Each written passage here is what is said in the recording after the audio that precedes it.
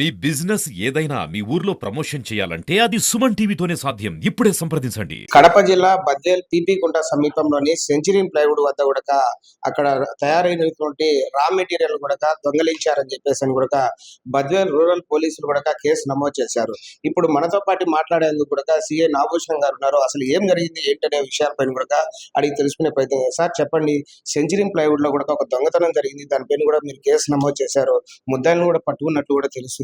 అసలు ఏంటి, ఎలా జరిగింది? ఇది దొంగతనం అయితే కాదు, క్రిమినల్ బ్రీచ్ ఆఫ్ ట్రస్ట్ అంటారు. అంటే మోసపూరితంగా fake RC, fake driving licence, fake ఐడీలు సబ్మిట్ చేసి లోడ్ తీసుకొని చేరాల్సిన పాయింట్కు చేరకుండా వాడు ఒకచోట దాచి అమ్ముకోవాలనే ఉద్దేశంతో ఈ ప్లాన్ చేయడం జరిగింది. దీంట్లో ముఖ్యంగా మానిష్ అనే వ్యక్తి డ్రైవర్, తన పరారులో ఉన్నాడు. రెండో వ్యక్తి వచ్చి ఆకుల మహేష్, ఇతని సీతారాంపురం, నెల్లూరు టౌన్ లో సీతారాంపురం అయితే నెల్లూరు టౌన్ లో ప్రజెంట్ షెట్లే అక్కడే ఉంటున్నాడు.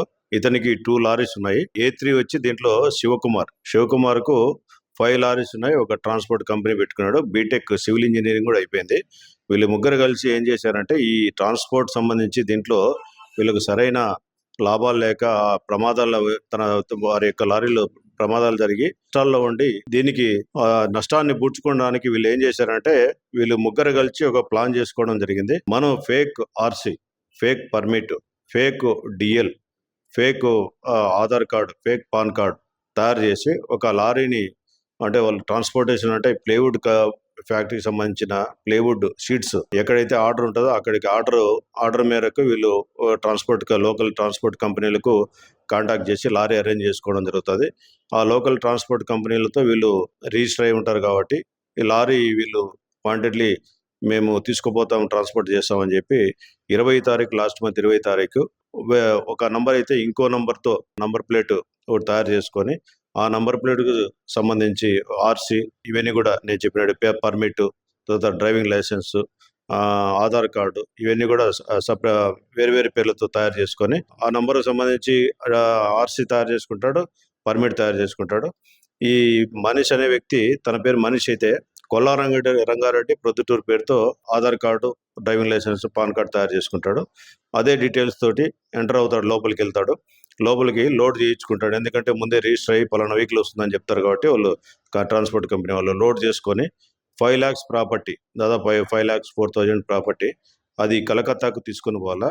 ఇక్కడ నుండి 20 తారీఖు సాయంత్రం 4 గంటలకు లోడ్ చేసుకొని ఇక్కడ నుండి కలకత్తాకు పోకుండా నెల్లూరు టౌన్కు పోయి ఆటో నగర్లో అక్కడ అన్లోడ్ చేసి అమ్ముకుందాం అని చెప్పి ఉద్దేశంతో అక్కడ అన్లోడ్ చేసి ఒకచోట డంప్ చేస్తారు వాళ్ళకి సంబంధించిన రూమ్లో. తర్వాత ఆ వెహికల్ వేరే చోట దాచిపెడతారు.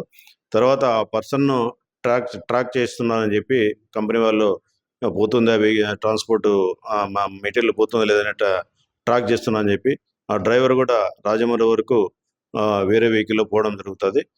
సరే మా సరుకు పోతుందని చెప్పి వీళ్ళు సెంచరీ ఫ్యాక్టరీ వాళ్ళు భావించి పోతుందిలే అనుకుంటారు. తర్వాత 23వ తారీఖు స్విచ్ ఆఫ్ చేయడం జరుగుతుంది.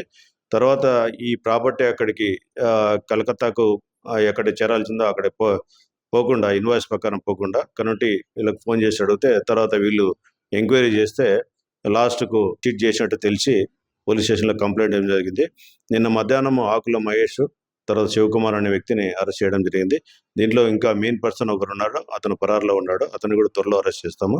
ఇతను విచారణలో వీళ్ళు ఏం చెప్పారంటే శివకుమార్ అనే వ్యక్తి సివిల్ ఇంజనీరింగ్ చేశాడు కాబట్టి తన సెల్ ఫోన్లో ఏదైతే ఉంటుందో ఆర్సీ, డ్రైవింగ్ లైసెన్స్ ఇవన్నీ కూడా PDF ఎడిట్ ఆన్లైన్ ఎడిట్ అని చెప్పి దాంట్లో సెల్ ఫోన్లోనే పేరు అవన్నీ మార్చుకొని ఈ విధంగా నేరం చేసినారని చెప్పి ఒప్పుకోవడం జరిగింది. అతని సెల్ ఫోన్ కూడా సీజ్ చేయడం జరిగింది. విచారణలో ముతుకూరు పోలీస్ స్టేషన్ నెల్లూరు జిల్లాలో కూడా ఇదే మాదిరిగా ఆయిల్ కంపెనీకి సంబంధించిన టిన్స్ ఈ మోసం చేసి తీసుకుపోవడం జరిగింది. దాంట్లో కూడా వీళ్ళను అరెస్ట్ చేసి జైలుకు పంపించడం జరిగింది. జైలు నుండి బయటకు వచ్చిన తర్వాత మేము నిన్న అరెస్ట్ చేసి ప్రాపర్టీ కూడా మొత్తం స్వాధీనం చేసుకొని కోర్టుకు పంపించడం జరుగుతుంది.